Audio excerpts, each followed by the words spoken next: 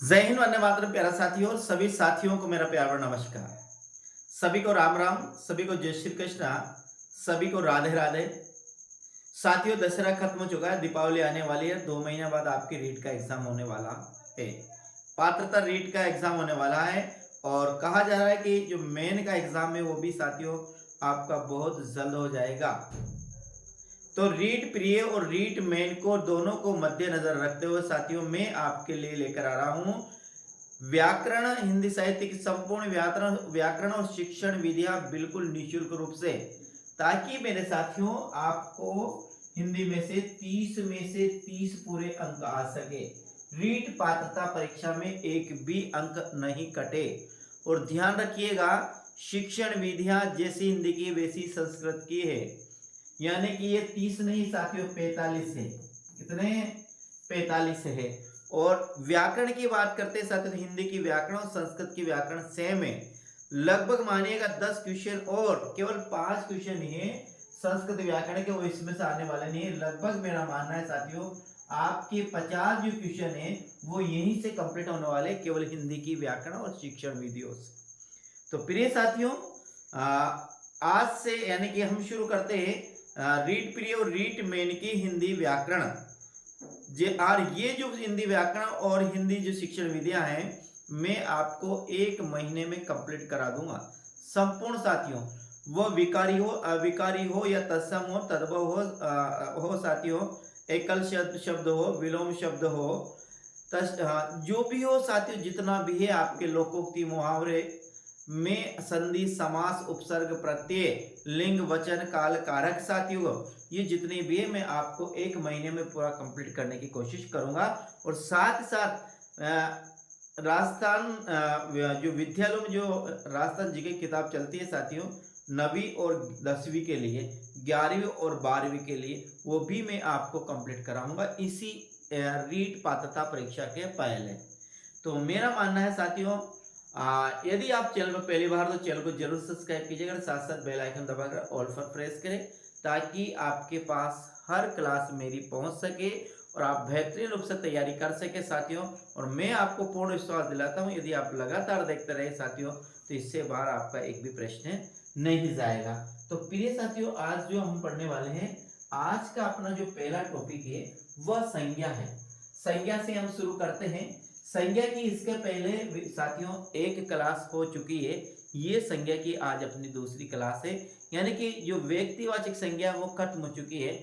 आज हम पढ़ेंगे जातिवाचक संज्ञा।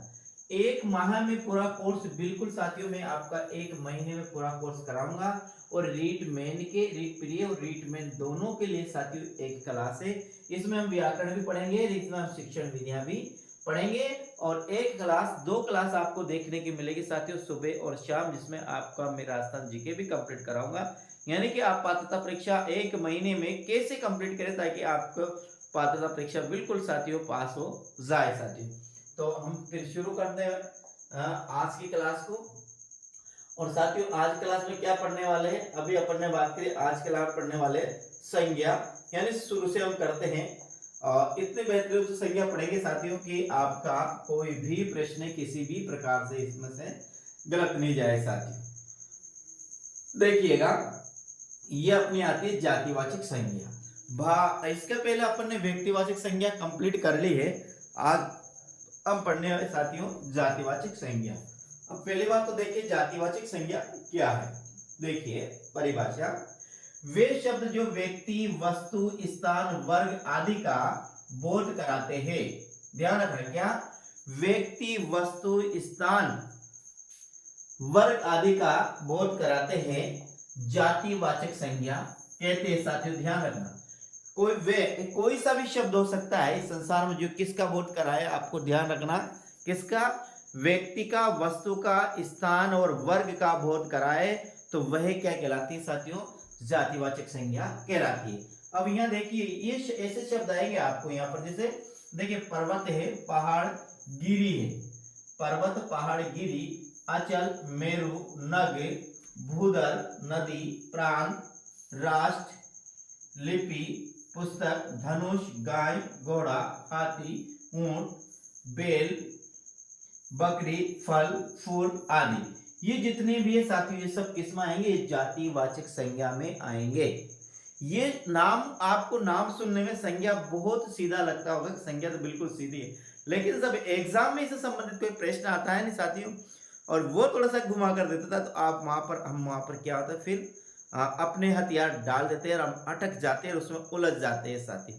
तो इसी उलझने को, इसी को अपन को इस प्रकार से पढ़ना है कि मुलझे नहीं और करेक्ट आंसर जाए, और बिल्कुल बिल्कुल सेकंड में साथियों सही अपना आंसर जाए। देखिए एक बार फिर देखते हैं अपन। पर्वत है, पहाड़, गिरी, अचल, मेरु, अचल, मेरु, नग, भूधर, ये सभी साथियों पर्वत के ही पर्यायवाची के, ये यहाँ तक किसके हैं? ये सभी पर्वत के ही पर्यायवाची के।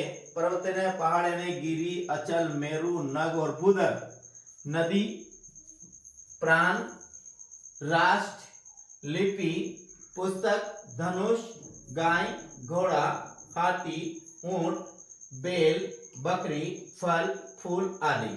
अब यह थोड़ा सा समझने की कोशिश कीजिए, यदि आपकी ये पहली क्लास है। देखिए ये पर्वत है, तो ये पर्वत, संसार में अनेक पर्वत है, ये पर्वत संपूर्ण जाति का बोध करा रहा है, पहाड़ संपूर्ण जाति का बोध कर रहा है, गिरी संपूर्ण जाति का बोध कर रहा है। इसी प्रकार जो राष्ट्र, ये राष्ट्र एक ही नहीं है, संसार में अनेक राष्ट्र है। लिपियां एक ही नहीं, हिंदी है लिपि है, पारसी लिपि है, अरबी लिपि है, रोमन लिपि है, ये सब लिपियां है। पुस्तकें साथियों अनेक प्रकार की पुस्तकें है। धनुष है, धनुष के भी अनेक नाम है। गाय, गाय भी जैसे कपिला आदि गाय, घोड़ा है, सारंग है, बहादुर है, घोड़े के भी साथियों अनेक नाम है, हाथी के भी साथियों अनेक नाम है, और ऊंट की भी अनेक प्रकार की नस्ल होती है, बीकानेरी, जैसलमेरी आदि। इसी प्रकार बैल के भी अनेक नाम है, बकरी की अनेक नस्ल होती है, और फूलों, फल की भी अनेक नस्ल होती है। फल के जैसे नाम लेते हैं, इसमें संपूर्ण फल आते हैं जो दुनिया में जितने भी फल है, और फूल में भी सभी फूल आ जाते हैं, लेकिन ऐसे नहीं, गुलाब, चमेली, कमल, ये फूलों के नाम है। यदि नाम आता है तो फिर वो कहाँ जाएगा? वो व्यक्तिवाचक में जाएगा, और यदि ये ऐसे ही आता है साथियों तो ये कहाँ जाएगा? जातिवाचक में जाएगा। अब देखिएगा आगे, यहाँ देखिए अब आती है साथियों अपनी भाववाचक संज्ञा। क्या आती है? भाववाचक संज्ञा। अब देखिए, जिन शब्दों से किसी व्यक्ति, वस्तु और स्थान के, क्या ध्यान रखना, गुण, धर्म, दोष, अवस्था के भाव का बोध कराए, उन्हें भाववाचक संज्ञा कहते हैं।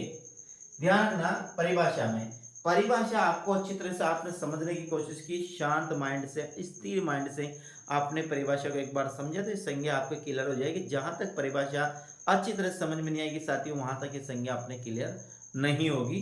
अब देखिए यहाँ लिखा हुआ है, क्या लिखा देखिएगा ना, किसी व्यक्ति, वस्तु और स्थान के, क्या, गुण, धर्म, दोष, अवस्था, गुण, धर्म, दोष, अवस्था के भाव का बोध कराए, उन्हें भाववाचक संज्ञा कहते हैं। आगे, भाववाचक संज्ञा सदैव अमूर्त होती है, ये भी ध्यान रखना है, ये शब्द आपको याद रखना। भाववाचक संज्ञा सदैव एक वचन में होती है, ये भी आप ध्यान रखना। भाववाचक संज्ञा का बहुवचन रूप जातिवाचक होते हैं, ये भी आपको ध्यान रखना। ये तीनों पॉइंट आपको ध्यान रखना है साथियों, तो आपको भाववाचक संज्ञा में से कोई भी प्रश्न गलत नहीं जाएगा, यदि आपने ये तीनों प्रश्न ध्यान से समझने की कोशिश की। क्या है? पहले तो भाववाचक संज्ञा होती है वह अमूर्त होती है। अमूर्त का मतलब जिसका कोई मूर्त रूप नहीं होता है, जिसका कोई आकार नहीं होता है, उसे अमूर्त कहा जाता है। तो भाववाचक संज्ञा में ऐसे शब्दों का प्रयोग किया जाता है मेरे साथियों जिनका कोई आकार नहीं होता, जिसे हम निर्गुण भी कह सकते हैं। तो ध्यान रखना, यह है भाववाचक संज्ञा की पहचान। दूसरी बात, जो भाववाचक संज्ञा होती है वो सदैव क्या होती है? एक वचन में होती है, वो कभी भी बहुवचन में नहीं होती है भाववाचक संज्ञा, ये अपन को ध्यान रखना है। पहली बात तो भाववाचक संज्ञा अमूर्त होती है, दूसरी बात भाववाचक संज्ञा क्या होती है? एक वचन होती है, और भाववाचक संज्ञा का बहुवचन रूप में क्या होता है? जातिवाचक होता है। यदि भाववाचक जो संज्ञा होती है उस भाववाचक संज्ञा का अपन बहुवचन रूप बना देते हैं तो फिर वो कहां पर चली जाती है? वो जातिवाचक में चली जाती है। तो ध्यान रखना, पहली बात तो भाववाचक संज्ञा होती है अमूर्त। अब अमूर्त का यूज है जिसका कोई आकार नहीं होता है। अब जिसका कोई आकार नहीं, इसका और यदि हम साधारण भाषा में, साधारण शब्दों में समझने की कोशिश करते हैं तो यूं समझिएगा, जिसको अभी कभी अपन ना तो आंखों से देखा है और ना कभी अपन ने किसी को हाथों से स्पर्श किया। ऐसे जो शब्द हमें सुनाई देते हैं वो अमूर्त में आते हैं, वे निर्गुण में आते हैं साथियों, ध्यान रखना।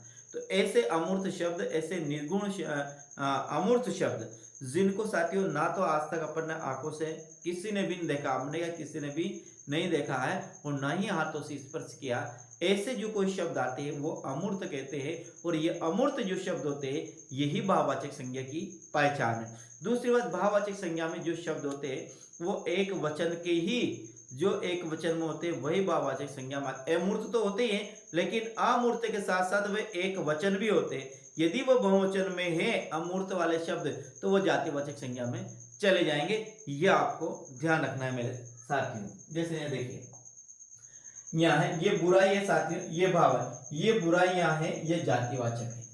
इच्छा है ये भाववाचक संज्ञा है, इच्छा है ये जातिवाचक संज्ञा है, इच्छा है इच्छाओं। कामना भाववाचक संज्ञा है और कामना है, ये देखो कामना है साथियों। यदि ये आप देखिए ये कामना जो शब्द है यह वाक्य में प्रयोग करने पर ये व्यक्तिवाचक में भी चली जाएगी। जिसे कामना ने बहुत पढ़ाई की तो वह है, और मैंने ईश्वर से कामना की तो ये फिर कहां पर आ जाएगी, ये आ जाएगी भाववाचक संज्ञा। तो कामना से बनेगा कामना है, तो ये आगे का ये तो है साथियों भाववाचक और ये क्या है जातिवाचक। इसी प्रकार जैसे पाप, पुण्य, लालच, ईर्ष्या, क्रोध, अहंकार, दुष्टता, लघुता, बुढ़ापा, जवानी, लालच और चतुराई, ये जितने भी शब्द है साथियों ये सभी क्या है, ये भाववाचक संज्ञा है। ध्यान रखना क्या है, भाववाचक संज्ञा है साथियों। क्या, पाप, पुण्य, लालच, ईर्ष्या, क्रोध, अहंकार, दुष्टता, लघुता, बुढ़ापा, जवानी, लालच और चतुराई, ये जितने भी है ये सब किसमें आएंगे साथियों, ये भाववाचक संज्ञा है साथियों। ठीक है, तो ध्यान रखना भाववाचक संज्ञा में आपको पहली बात तो याद रखना कि अमूर्त होती है, एक वचन होती है, और भाववाचक संज्ञा का जो बहुवचन रूप है वो क्या होता है, वो जातिवाचक संज्ञा होता है। तो ये अभी अपन ने देखा व्यक्तिवाचक, जातिवाचक और भाववाचक। अब यहाँ पर देखिए कुछ विद्वान संज्ञा के दो और भेद मानते हैं। क्या लिखा हुआ है, कुछ विद्वान संज्ञा के दो और भेद मानते हैं। तो वह दो भेद कौन से मानते हैं साथियों, एक समूहवाचक है और एक साथियों व्यक्ति, एक समूहवाचक है और एक द्रव्यवाचक। ये दो भेद और आपको ध्यान रखना है। किसमें, कुछ विद्वान संज्ञा के दो और भेद मानते, एक समूहवाचक है और एक द्रव्यवाचक। ये दो और ध्यान रखना, कितने, द्रव्यवाचक और एक समूहवाचक। यानी कुछ विधान संज्ञा के दो और भेद। आपने देखिए समूह, देखिए द्रव्य जो शब्द है ये द्रव्य भी दो तरह से लिखा जाता है। एक साथियों ये होता है द्रव्य, इस द्रव्य का मतलब होता है साथियों तरल पदार्थ, यूं कह सकते हैं। इस द्रव्य का अर्थ होता है साथियों धन और दौलत, धन दौलत रुपए पैसे, इस द्रव्य का यह अर्थ होता है। और इस द्रव्य का अर्थ होता है आप मान लीजिए तरल पदार्थ। तो यहाँ ध्यान रखिए कुछ विद्वान संज्ञा के दो और भेद मानते, एक का है समूहवाचक और एक का है द्रव्यवाचक साथियों। हम यहाँ बात करते हैं समूहवाचक, जो द्रव्यवाचक दो और संज्ञा होती है ना, ये दोनों ही संज्ञा जातिवाचक संज्ञा का भेद है। किसका है, जातिवाचक संज्ञा का भेद है, आपको ये ध्यान रखना है। समूहवाचक और द्रव्यवाचक जो संज्ञा होती है ये जातिवाचक संज्ञा का भेद है। ये अपन को ध्यान में रखना है साथियों कि किसका भेद है, ये द्रव्यवाचक, ये जातिवाचक संज्ञा का भेद है। किसका है, ये है जातिवाचक जो संज्ञा है उसका ही क्या है, भेद है। यहाँ तो ध्यान रखना यदि कोई भी ऐसा शब्द आ जाए साथियों जो समूहवाचक में या द्रव्यवाचक में, और ऑप्शन में यदि समूहवाचक और द्रव्यवाचक नहीं दे रखा है तो फिर हम जातिवाचक संज्ञा का चयन करेंगे। ये अपन को ध्यान रखना है। संज्ञा वैसे होती तो कितने प्रकार की है, तीन ही प्रकार की होती है मुख्य रूप से। कितने प्रकार की होती है, तीन प्रकार की होती है। एक ही साथियों व्यक्ति वाचक है, दूसरा इसमें जातिवाचक है, क्या है, जातिवाचक है, और तीसरा है साथियों इसमें समूहवाचक, क्या है, समूहवाचक। ऐसे ये तीन प्रकार की होती है साथियों, व्यक्तिवाचक, जातिवाचक और समूहवाचक। लेकिन साथियों जो जातिवाचक संज्ञा होती है, जातिवाचक संज्ञा के दो और भेद माने गए, एक समूहवाचक है और एक द्रव्यवाचक वाचक। इस प्रकार से संज्ञा यदि एग्जाम में आता है तो तीन ही प्रकार की सही करनी है। ये द्रव्यवाचक और जो समूहवाचक संज्ञा, ये जातिवाचक संज्ञा के भेद है। तो संज्ञा 5 प्रकार की नहीं होती। संज्ञा कितने प्रकार की होती है? संज्ञा होती है 3 प्रकार की। ठीक है, अब हम आगे देखते हैं। देखिएगा, अब पहले अपन यहाँ आता है, अपने पास आता है समूहवाचक संज्ञा। अब समूहवाचक संज्ञा की पहचान क्या है? देखिए आप, परिभाषा क्या है? वे शब्द जो व्यक्तियों, वस्तुओं, प्राणियों, पदार्थों आदि के समूह का बोध का, समूह के ज्ञान कराए, समूह का ज्ञान कराए। किसका? देखिए इसमें क्या आएगा? व्यक्ति भी आएगा, वस्तु भी आएगी, प्राणी भी आएंगे, पदार्थ भी आएंगे। लेकिन समूह का मतलब है इकट्ठा, ज्यादा। समूह का मतलब है इकट्ठा, ज्यादा। जो ज्यादा का बोध कराए, जो समूह का बोध कराए, एक साथ समूह का बोध कराए, वो समूहवाचक है। क्या है? एक साथ समूह का बोध कराए वे क्या है? समूहवाचक। वे शब्द जो व्यक्ति हो, वस्तु हो, प्राणी और पदार्थ हो आदि के समूह का ज्ञान कराए। किसका ज्ञान कराए? ध्यान रखना, समूह का ज्ञान कराए, वह समूहवाचक या समुदायवाचक संज्ञा कहलाते हैं या संज्ञा कहते हैं। समूहवाचक भी आ सकता है एग्जाम में, समुदायवाचक भी आ सकता है। तो ध्यान रखना, इसमें आएंगे तो व्यक्ति आएंगे, पदार्थ ही आएंगे, प्राणी ही आएंगे, लेकिन किसमें आएंगे? समूह के रूप में आएंगे। किसमें आएंगे? समूह के रूप में आएंगे। यानी जो शब्द आएगा वो समूह का बोध कराएगा। जो शब्द आएगा वो समूह का बोध कराएगा, तो वो समुदाय या फिर समूहवाचक संज्ञा होती है। अब जैसे कैसे? देखिए यहाँ लिखा हुआ, जैसे देखिए संघ है। जैसे संघ शब्द बोलते हैं, तो संघ किसे कहा जाता है? संघ कहते हैं जो अनेक व्यक्तियों से मिलकर बना होता है, उसे संघ कहा जाता है। तो ये संघ, पहली बात तो किसका है? ये जातिवाचक संज्ञा का चुनाव करेंगे। इसमें किसका करेंगे? जातिवाचक संज्ञा का चुनाव। लेकिन यदि जातिवाचक संज्ञा ऑप्शन में नहीं है साथियों, तो फिर किसका चुनाव करेंगे? समूहवाचक संज्ञा का चुनाव करेंगे। संघ है सभा, सेना, समिति, सम्मेलन, दल, कक्षा, सभा, संकुल, गुच्छा, छल्ला, गड्डी, कारवा, काफिला, गिरोह, झुंड, रेवड़, भीड़, ये आदि जो शब्द है, ये सभी शब्द समूहवाचक संज्ञा में आएंगे। और यह ध्यान रखना है कि जब समूहवाचक ऑप्शन में नहीं दे रखा है तो फिर क्या चयन करेंगे? फिर हम चयन करेंगे कौन सा? जातिवाचक संज्ञा। यदि समूहवाचक ऑप्शन में नहीं दे रखा है साथियों, तो फिर हम क्या चयन करेंगे? जातिवाचक संज्ञा का चयन करेंगे।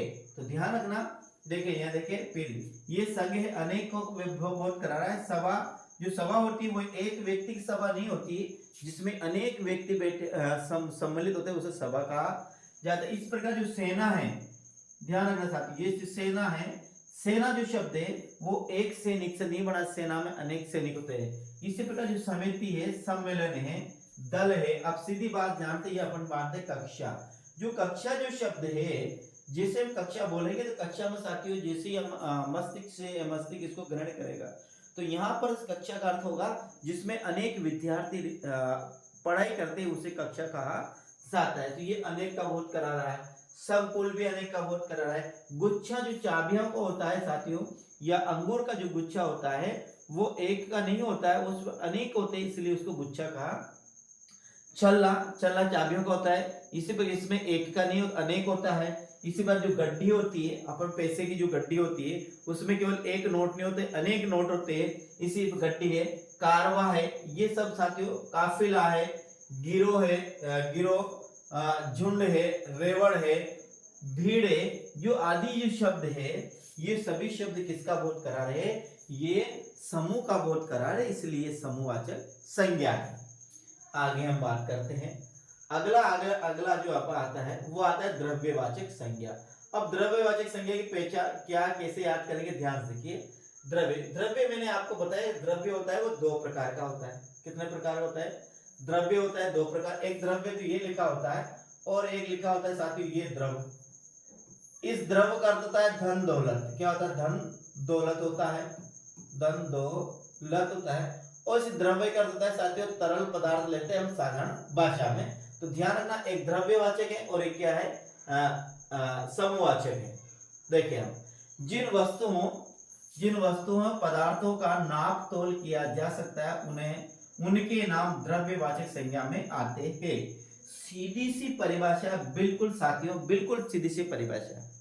ऐसे कोई शब्द है, वह शब्द में क्या हो सकता है, उसमें साथियों वस्तु और पदार्थ दो याद रखना। एक वस्तु है, एक पदार्थ है।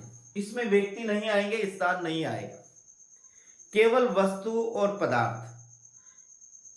और वस्तु और पदार्थ भी ऐसे जिनका नाप तोल किया जा सके, वही किसमें आएंगे, द्रव्यवाचक संज्ञा में आएंगे। आगे द्रव्यवाचक पदार्थ अर्थात तरल पदार्थ, द्रव्यवाचक पदार्थ अर्थात क्या है, तरल पदार्थ है। द्रव्यवाचक संज्ञा में अनाज, धातु, तिल, तरल पदार्थ आदि आते हैं। साथियों ध्यान रखना, जो द्रव्यवाचक संज्ञा होती है उसमें क्या आता है, एक तो क्या आता है, अनाज आता है। जितने भी अनाज है साथियों, दलहन हो, तिलहन हो, दलहन, तिलहन, ये जितने भी है खाद्य पदार्थ है, जिनसे हम खाते हैं, ज्वार, मक्का, बाजरा आदि है, ये सभी किसमें आएंगे, ये द्रव्यवाचक में। धातु जितनी भी है साथियों ध्यान रखना, अनाज, धातु, तिलहन और तरल, हाँ ये तीन शब्द याद द्रव्यवाचक संज्ञा में।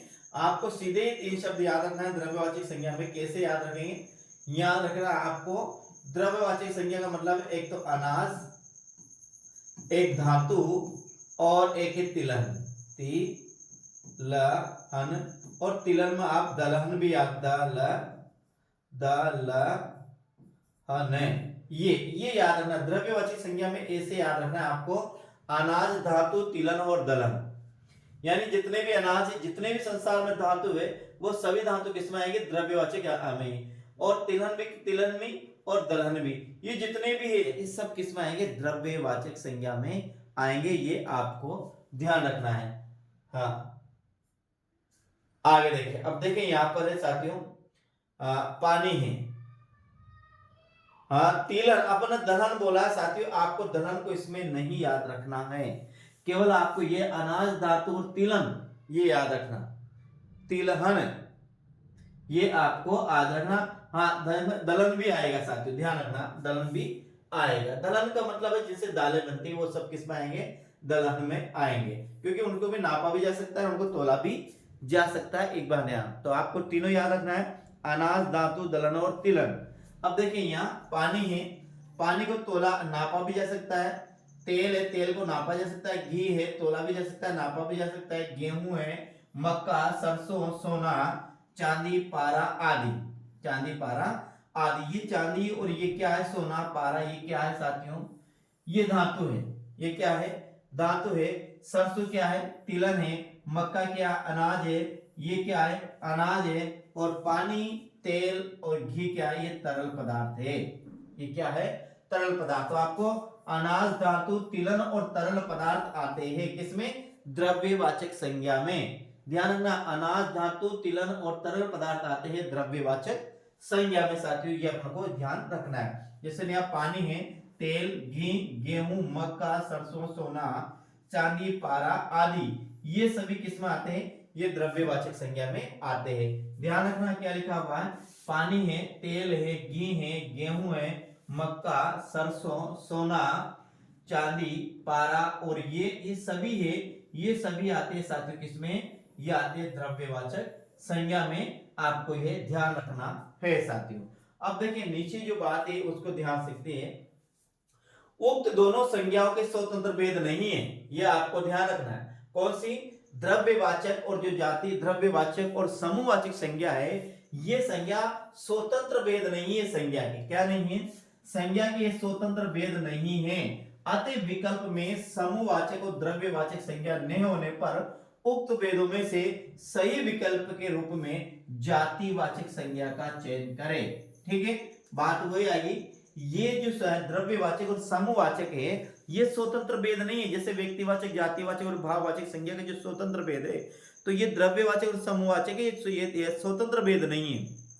यदि ऑप्शन में आपको द्रव्यवाचक और समूहवाचक नहीं मिलता है, इससे कोई शब्द आता है, मान लीजिए तेली आ गया, मान लीजिए भीड़ आ गई, मान लीजिए गुच्छा आ गया, मान लीजिए सभा आ गई, या सोना आ गया, या चांदी आ गया, और आपको उसमें द्रव्यवाचक भी मिलता है और आपको उसमें समूहवाचक भी नहीं मिलता है, तो मेरे साथियों फिर आपको जातिवाचक संज्ञा का चयन करना है, क्योंकि ये दोनों ही भेद किसके, ये जातिवाचक संज्ञा के भेद है।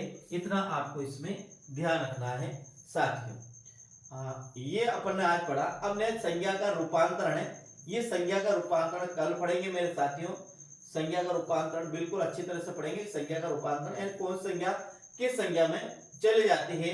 फिर पढ़ेंगे हम संज्ञा का निर्माण। ये दोनों हैं, ये कल पढ़ेंगे। कल अपनी क्लास संज्ञा पूरी क्या हो जाएगी, खत्म हो जाएगी। इस प्रकार एक एक कर हम रीट प्री और रीट मेन का संपूर्ण व्याकरण बिल्कुल निःशुल्क पढ़ेंगे। आपको घबराने की कोई आवश्यकता नहीं है। यानी कि मैंने आपको बताया कि आपके 45 से 40 जो नंबर की व्याकरण है संस्कृत और दोनों ही सेम व्याकरण है, तो मैं आपको इसको बिल्कुल कंप्लीट करा ही दूंगा। कराने क्या साथियों, क्योंकि हम शिक्षण विधेय भी पढ़ेंगे। अब क्या पढ़ेंगे, हिंदी व्याकरण भी पढ़ेंगे।